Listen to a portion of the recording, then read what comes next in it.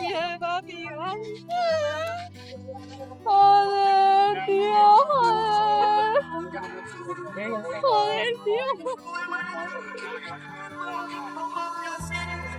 The tennis world is having something of a collective meltdown, because Alexandra Eala refuses to participate in the WTA's favorite pastime, firing your coach after a difficult afternoon. While every insider with a social media account is loudly demanding she hire a celebrity supercoach, Eala is busy being the only adult in the room. This is not simply a story about a coaching relationship. It is about a 20-year-old proving she understands something about sustained development that the entire media machine appears to have forgotten. But before we get into the coaching debate specifically, I want to hear from you. Do you think loyalty is a genuine competitive weapon in the modern WTA? Or is Eala being dangerously stubborn by staying with Joan Bosch? Drop your answer in the comments. Let's talk about the absolute circus that modern women's tennis coaching culture has become. It is genuinely impressive in its own way. We have arrived at a point where top 20 players treat their coaches like disposable commodities. Lose a second-round match at a major. Fire the coach. Forehand feels slightly off on a Tuesday in practice. Fire the coach. It is a revolving door of high-profile names, verified social media accounts, and multi-million-dollar price tags cycling through the players' boxes of the tour's biggest names with a frequency that would be alarming if everyone had not simply normalized it. The media consumes it enthusiastically because it manufactures the appearance of decisive action. There is something superficially compelling about watching players rotate between Patrick Mouratoglou, Brad Gilbert, and Sasha Bajin as though they are trying on shoes at a shopping mall, as though a famous name seated courtside will surgically repair a shaky second serve or dissolve a mid-match psychological crisis through the sheer force of reputation. It is a spectacle of institutional insecurity, a frantic, expensive, perpetually recurring search for a solution that does not exist in the form being sought. And yet the analytical voices who should know better treat this cycle as not merely acceptable but as the only credible path to improvement.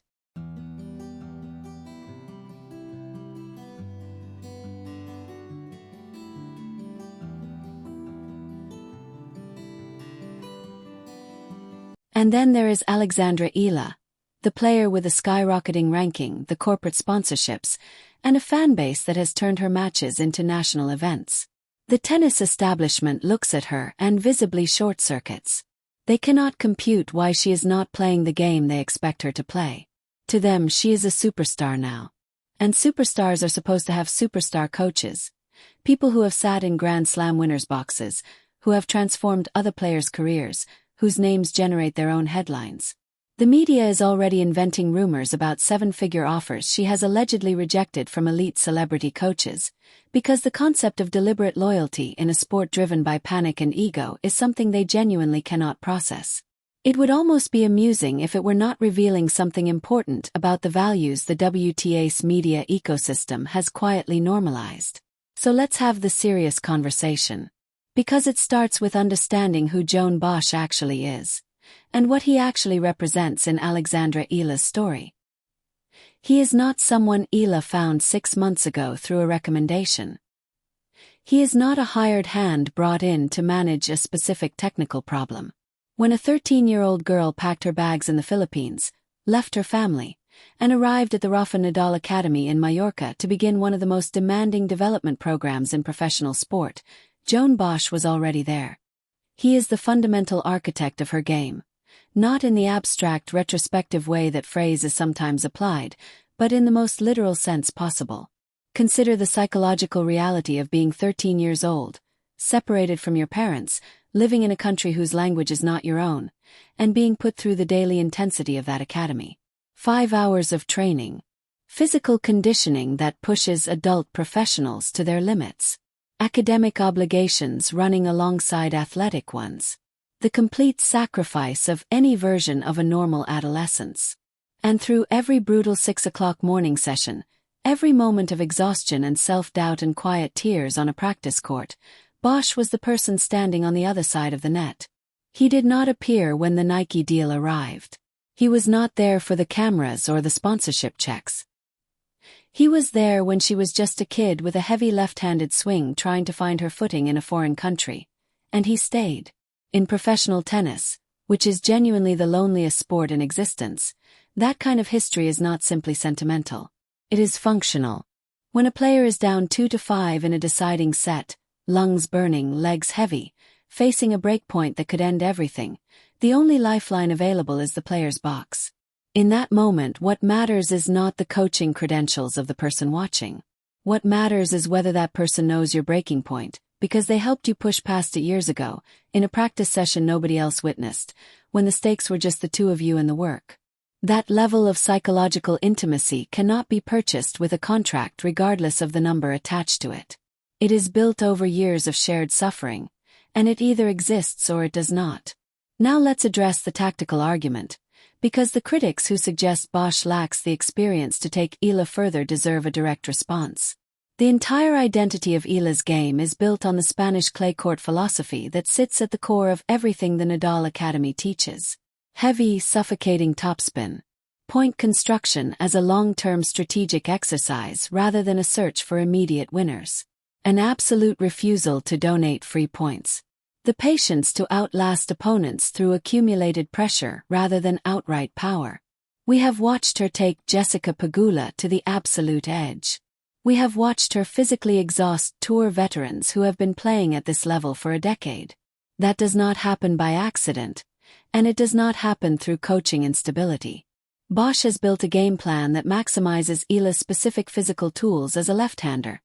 Tools that create problems no right-handed player can fully simulate in practice, problems that become more complex and more dangerous the higher the level of competition. Why would she dismantle that relationship to bring in a celebrated outsider who will inevitably want to leave their own fingerprints on the game? Celebrity coaches always want to adjust something. A grip change here, a toss adjustment there.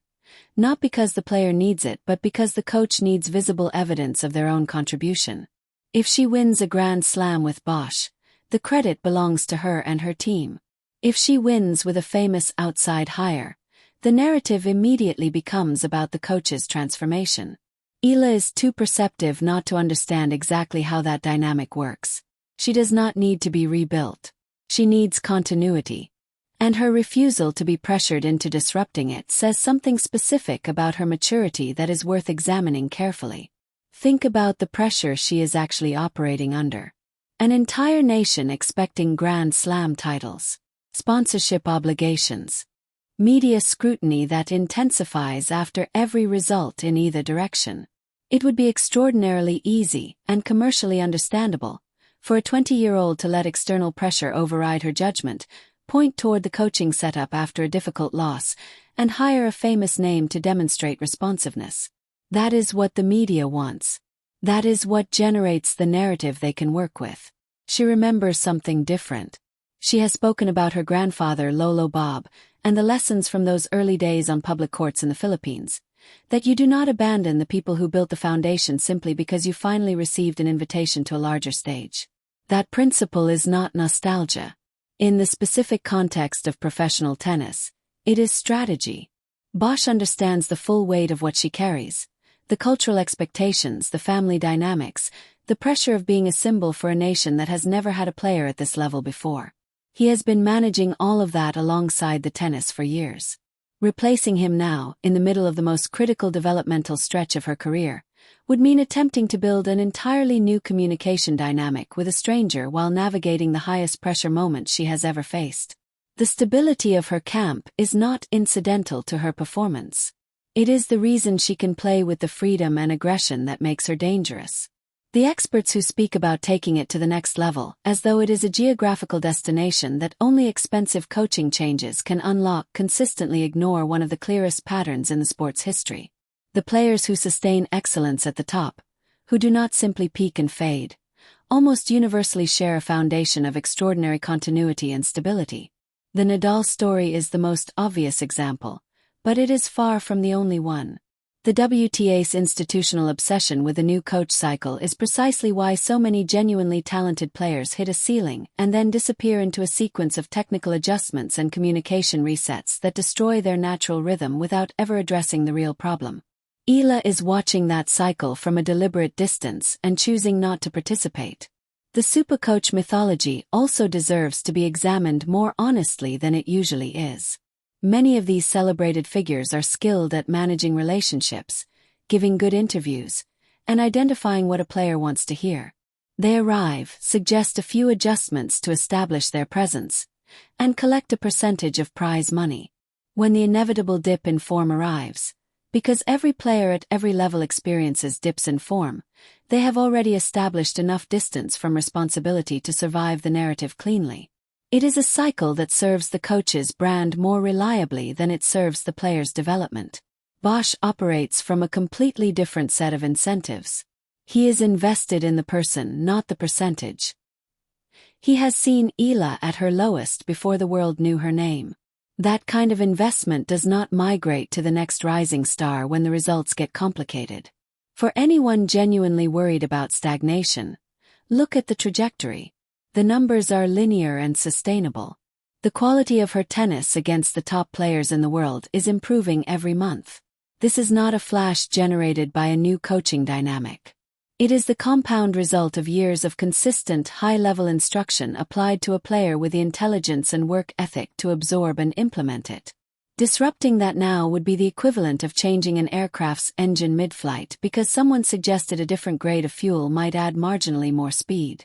It is reckless, unnecessary, and, given what the existing setup has already produced, frankly disrespectful to the work that has been done. Alexandra Eala is not afraid of change. She is exercising the specific kind of long-term judgment that is almost extinct in professional sport. She is not managing a 15-month hype cycle. She is building a career that is meant to last 15 years. She has watched players burn out because their foundations were unstable. She has her foundation. She has the person who built it alongside her. And she has the clarity of purpose to keep that relationship intact while everyone outside the room tells her she is making a mistake. When she eventually wins a Grand Slam, and the direction of her development makes that a matter of when rather than if, the coaching conversation will resolve itself without further debate. The credit will belong to her and to the team that was there from the beginning. And the media that spent months demanding she make a change will quietly move on to the next narrative. Eala already knows this, which is ultimately the entire point. She is not playing for the headline. She is playing for the result. And she has already won the most important competition in professional sport. The one that happens entirely inside your own head, before a single ball is struck.